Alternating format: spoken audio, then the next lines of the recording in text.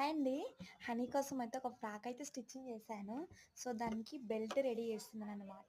అంటే ఇది నారాయణపేట్ శారీ అనమాట. అంటే నేను లైనింగ్‌లోకి వెళ్తాను గదా! అప్పుడు నాకు నచ్చితేను ఒక మీటర్ అయితే తెచ్చుకున్నాను. చిన్న పిల్లలకి ఎవరికైనా ఫ్రాక్ అవుతుంది అనేసి. అంటే మా సిస్టర్స్‌లో చాలామంది చిన్న పిల్లలున్నారు. సో, హనీకి అయితే కుట్టుదాం అనుకుంటున్నా. ఎందుకంటే నాకు గూడా నారాయణపేట్ ఉంది గదా!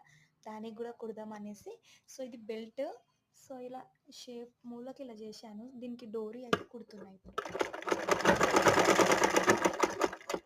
అంటే గిరాకీ ఎక్కువ ఉండడంతో వీడియోలు పెట్టడం అయితే మానేశాను. సో, నైటే కుట్టాను ఫ్రాక్ వచ్చేసి.